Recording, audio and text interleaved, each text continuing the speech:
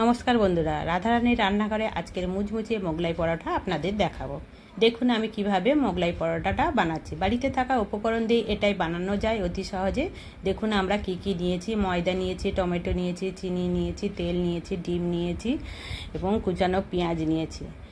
আমরা 250 গ্রাম ময়দা নিয়েছি, তার মধ্যে লবণ দিয়ে দিলাম, সামান্য চিনি দিয়ে দিলাম, একটু তেল দিয়ে দিলাম, দিয়ে ভালো করে ময়দার সাথে এই উপকরণগুলো ভালো করে মিশিয়ে নিতে হবে। এই যে এর মধ্যে যে আমরা তেলটা দিলাম, তেলটা ভালো করে মিশিয়ে নিলে এই মোগলাইটা খুব মুচমুচে হয়। আপনারা বাড়িতে থাকা উপকরণ দিয়ে অতি সহজে এটা বানাতে পারবেন, আর বাজার দিয়ে কিনে খেতে হবে না। যেহেতু বাড়িতে থাকা জিনিস দিয়ে তৈরি করলে আপনারা খুব যত্ন সহকারে এবং পরিষ্কার পরিচ্ছন্নভাবে করে খেতে পারবেন। সামান্য জিনিস দিয়ে করা জিনিস বাড়িতে খেলে সবাই বসে এক জায়গায় খেতেও পারবেন, আনন্দ উপভোগ করতে পারবেন। তাই প্রথমে একটা কড়াই বসিয়ে দিলাম। এবার কিছু চিনাবাদাম ভেজে নিলাম, আর বাড়িতে থাকা যে বিস্কুট থাকে, আপনারা তো চায় দিয়ে খায়েন জানেন, সেই বিস্কুটটা গুঁড়ো করে নিলাম। ব্রেড ক্রাম্ব না থাকলে যাদের থাকবে আপনারা ওটাই দিতে পারেন। এবার দেখুন আমরা কিভাবে ময়দাটা মাখিয়ে নিয়েছি। আস্তে আস্তে অল্প অল্প জল দিয়ে মাখাতে হবে, বেশি নরম করলে হবে না এবং বেশি শক্ত করলে হবে না। এই যে ভালো করে মাখিয়ে নিতে হবে। ভালো করে যত ঠেসবেন ময়দাটা তত ডোটা খুব সুন্দর তৈরি হবে। এইবার মাখানো হয়ে যেতে সামান্য এর গায়ে তেল মালিশ করে রেখে দিলাম ঢাকা দিয়ে। আপনারা আধ ঘন্টা বা 1 ঘন্টা রাখলেও ভালো, কিন্তু হাতে সময় না থাকলে মিনিমাম 20 থেকে 25 মিনিট বা আধ ঘন্টা রেখে দিতে পারেন। ওটা রেখে এই সাইডের উপকরণ করতে করতে আপনার আধ ঘন্টা হয়ে যাবে, আপনি বুঝতেই পারবেন না। এই জন্য আমরা এদিকে সাইডে যে ডিমটা নিয়েছি একটা বাটির মধ্যে নিয়ে নিলাম। ডিমগুলো ফাটিয়ে দিয়ে দিলাম। এর মধ্যে আমি কিছু উপকরণ মেশাবো। দেখুন প্রথমে আমরা এর মধ্যে লবণ দিয়ে দিলাম,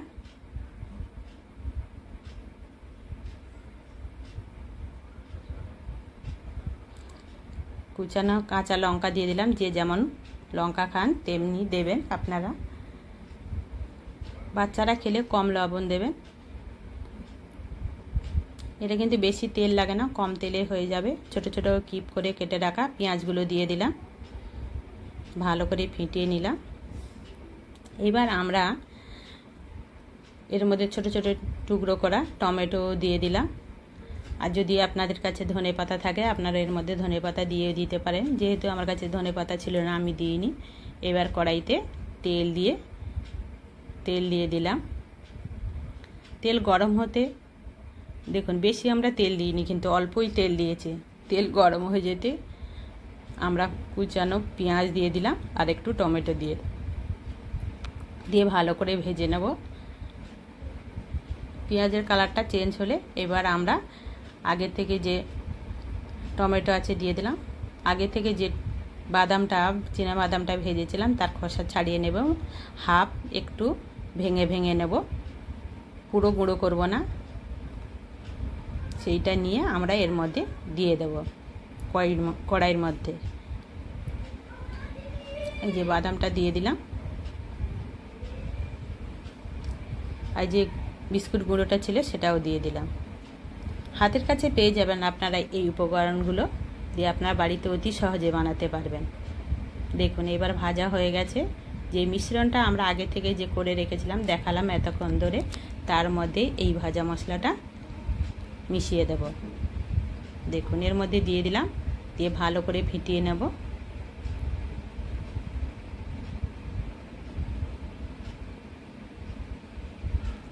এই রেসিপিটা করতে কোনো চাপেরই প্রয়োজন নেই, আপনারা অতি সহজে বানাতে পারবেন। একবার হলেও আপনারা বাড়িতে ট্রাই করবেন।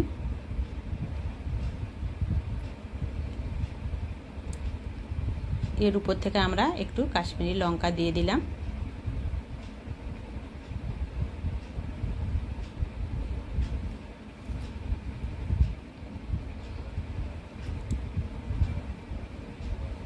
আপনারা যাতে অতি সহজে করতে পারেন তাই সহজ পদ্ধতিগুলো আপনাদের দেখিয়ে দিলাম। এই যে ঢেকে রাখা ময়দাটা আর একটু ভালো করে দুমড়ে মুচড়ে ভালো করে ঠেসে নিলাম। তারপরে এই যে 250 গ্রাম যে ময়দা নিয়েছি তাকে আমরা 4 পিস করে নেব। আপনারা চাইলে 3টেও করতে পারেন এবং চাইলে বেশিও করতে পারেন। আমি একটু মিডিয়াম সাইজের করেছি, বেশি বড়ও করিনি। দেখুন 4 টুকরো করে নিচ্ছি। এটাকে আমরা তেল দিয়েও বেলতে পারেন এবং ময়দা দিয়েও বেলতে পারেন। আমি কিন্তু ময়দা দিয়ে বেলে নিলাম। এটাকে খুব পাতলা করে বেলবে, তারপরে এই যে মিশ্রণটা করে রেখেছিলেন এর মধ্যে ওটা দিয়ে দেবে। ভালো করে চারিদিক থেকে দিয়ে মিশ্রণটা দিয়ে দিন। দেখুন এইবার আমরা কিভাবে একে ভাঁজ করি, প্রথম থেকেই দেখতে থাকবেন, কিছু মিস করবেন না।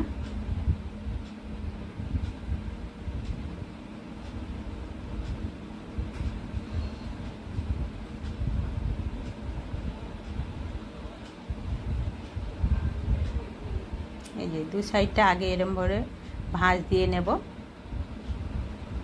তারপরে এই যে সামনের থেকে এবং পেছন থেকে এইভাবে ভাঁজ দিয়ে নিয়ে নিলাম, দিয়ে আস্তে করে রেখে দেব। এইভাবে আপনারা একে একে করে বেলে একটা প্লেটের মধ্যে সাজিয়ে রেখে দেবেন। তারপর কড়াইতে তেল গরম হলে এরপরে যেই দিকটা ভাঁজ করার দিক সেটা নিচের দিকে দিয়ে দেবে। তারপরে উল্টে পাল্টে ভালো করে ভেজে নিতে হবে। খুব জোরে আঁচ দিয়ে ভাজলে হবে না, হালকা আঁচে এবং ধীরে ধীরে ভাজতে হবে। উপরে একটু আপনারা এইভাবে তেল ছিটিয়ে ছিটিয়ে দেবেন, দিলে মোগলাইটা ভালো ভাজা হবে। এই দেখুন কি সুন্দর ভাজা হয়েছে। এরকম ভিডিও আপনাদের দেখতে হলে ভিডিওটাকে আপনারা লাইক শেয়ার কমেন্ট করবেন। নতুন নতুন ভিডিও যদি আপনারা দেখতে চান তাহলে বসেই একটা সাবস্ক্রাইব করে দেবেন। দেখুন ভাজা হয়ে গেছে। এটাকে আপনারা বিভিন্নভাবেও খেতে পারেন। আপনারা শুকনো আলুর তরকারিতে খেতে পারেন এবং টমেটো সস দিয়ে খেতে পারেন। আমার তো টমেটো সস দিয়ে খেতে খুবই ভালো লাগে।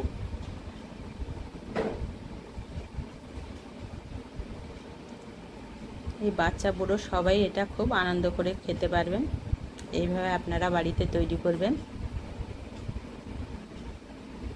ভেতরে যে পুর দেওয়া মশলাটা ছিল কি সুন্দর ভাজা হয়ে গেছে, দেখুন সুসিদ্ধ হয়ে গেছে।